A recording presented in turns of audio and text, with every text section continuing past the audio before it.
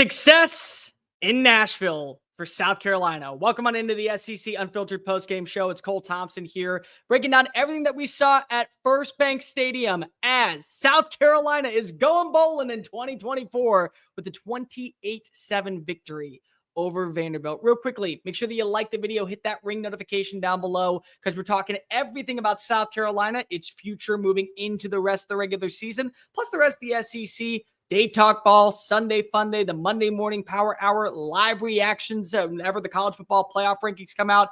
South Carolina, I got a good feeling that you're going to be ranked next week. So make sure that you go ahead and hit that ring notification. That way you don't miss a single episode. Download the podcast version of the show wherever you get your podcast listening systems. Follow us on the socials, TikTok, Facebook, Instagram, Twitter, at SEC Unfiltered. If you want the back and forth banner to go along with me, it's at Mr. Cole Thompson. Check out all of our great work found at secunfiltered.com. This pros game show is brought to you by our friends over at RHOBACK. The holiday season is right around the corner, ladies and gentlemen, and what better gift to give somebody in your life than a RHOBACK pullover, a fleece, a number one, whatever you feel like, a pair of pants, whatever you need. You got it at your disposal. Go to RHOBACK.com and use the promo code SECU for 20% off your first purchase. Remember, that promo code is SECU. Look good, feel good this upcoming holiday season at RHOBACK.com. So do you guys remember at the start of the season when I said that South Carolina would be the ultimate wild card of 2024? And I meant by that was, you tell me that they get a dominant win over Vanderbilt, I'll believe it. You tell me that they play down to the wire against Alabama, I'll believe it. You tell me that they have a sluggish performance against maybe an Old Dominion team, I'll believe it, because I had no idea what to expect.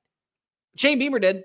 Shane Beamer knew that this team was going to be different. This team was going to have an emphasis on attacking, on delivering dominance on the defensive line, having an overall persona and ego about making sure that they finalize the details. And sure, it came with some trials and tribulations early on. The game against LSU, which you and I can all agree, we don't have to listen to Chris, we don't have to listen to Dave, we can listen to me. They got snubbed. Nikki Manwari should have walked on in for a touchdown.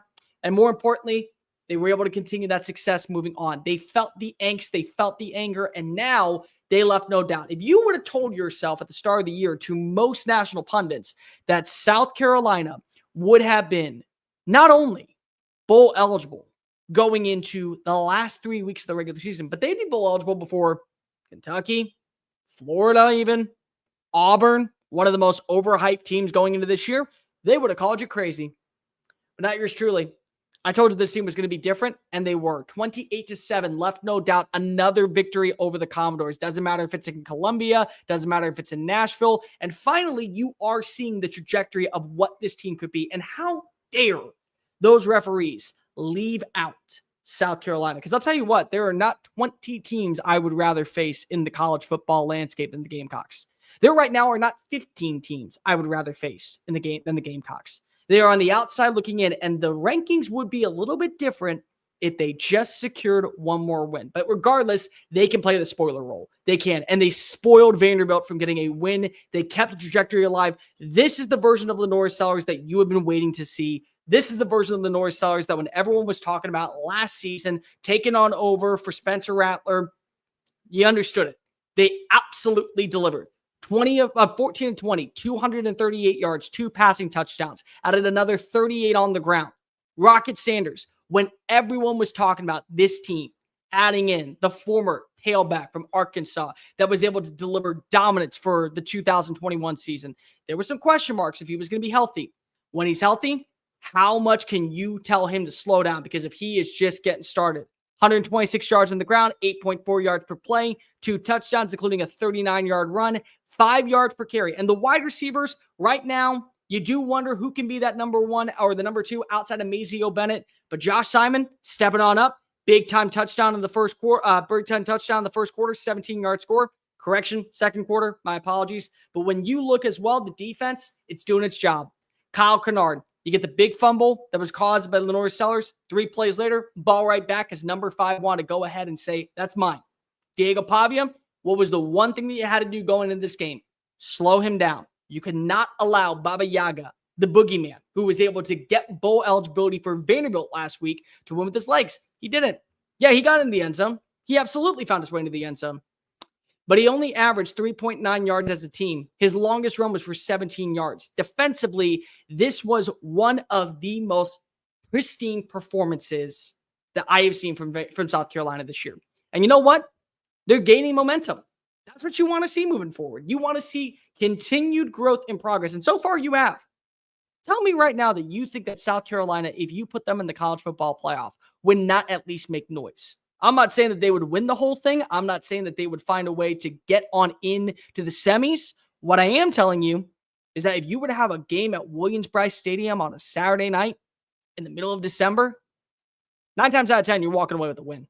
9 times out of 10, with the way the defense has looked, with the way that this execution has been, with the way that Clayton White is scheming up right personnels, you have no doubt, absolutely no doubt in the world. And this version of Rocket Sanders and this version of Lenora Sellers and this version of Josh Simon and finding a way to get Jared Brown involved, Nick Harbor involved, Oscar Attaway involved, B. Jacobs involved, and when you have a fully healthy Mazeo Bennett, I'm trying to tell you, this is a team that can control its own pathway. And they have a shot now to at least close out the year on a really, really good note. Winning against Clemson, winning against Mizzou, finishing as a 9-3 roster. There's been one game where they have looked awful, and I know there are people in the comment section, so I got to bring it up. Ole Miss. And Ole Miss showed you today that they feel like one of the most complete teams in college football. You do not define a season by one game, and we shouldn't have done that with Ole Miss, and we shouldn't have done that with South Carolina. Ole Miss feels like one of the most complete teams in college football and certainly the most complete team in the SEC. And the honest truth, South Carolina fans, you know that I keep it a buck with you. I always have, and I always will.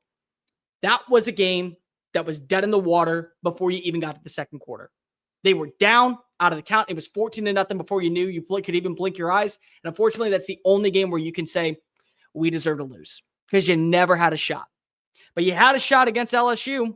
You had a shot against Alabama. And you were never going to allow a team like Texas A&M to march on into Willie B on a Saturday night in the month of November. No Beamer, as I like to call it, and allow them to win. So congratulations. Now when you look right now at South Carolina, they get to play the spoiler role and they get to have a shot at going 9-3. Shane Beamer said that everybody that was going to pick them to finish 11th and 12th, they were going to find a way to be underwhelming this year. Okay, that's fine. Do it. Do it in July. But when November comes around, make sure that you're ready to eat crow. And they did. And they're going to have to. Because there is a very good shot that this South Carolina team can at least be knocking on the door. A lot of crazy things have to happen in the world of college football for South Carolina to get in. And I mean a lot. I'm just going to be keeping it a buck with you right now. A lot has to happen. LSU has to lose multiple games. Alabama's got to lose tonight. You have got to find a way to make sure that other teams that you lost to don't deliver. Ole Miss has got to find a way to lose it sometimes. But there is a chance. ESPN, FPI, put in this morning, 3%. 3% is not zero. And I know it's a long shot, but again, you got to feel good about the direction of the South Carolina team.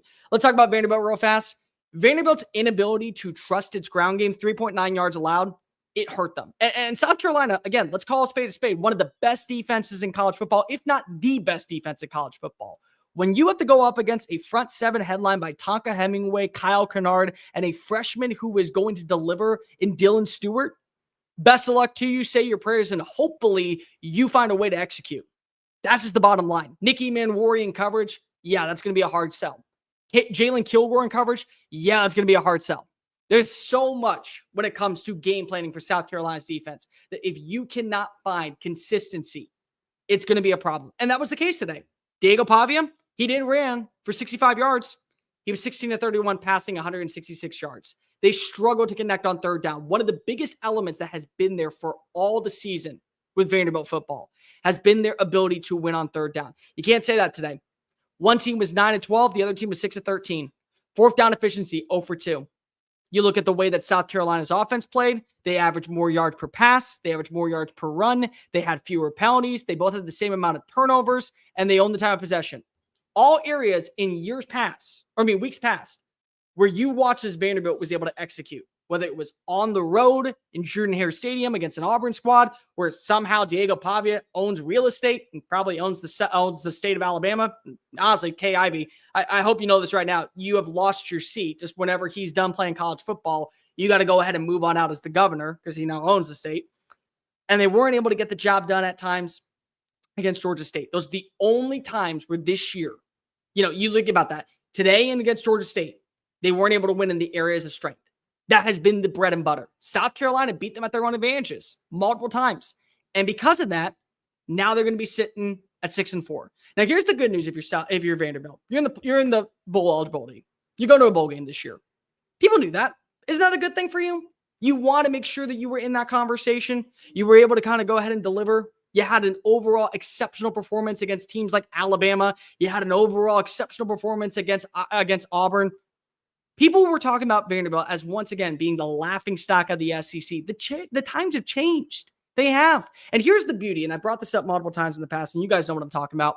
Whenever you look about this team, whenever you look about the future of college football, whenever a team is added to a conference, the narrative changes. 2012.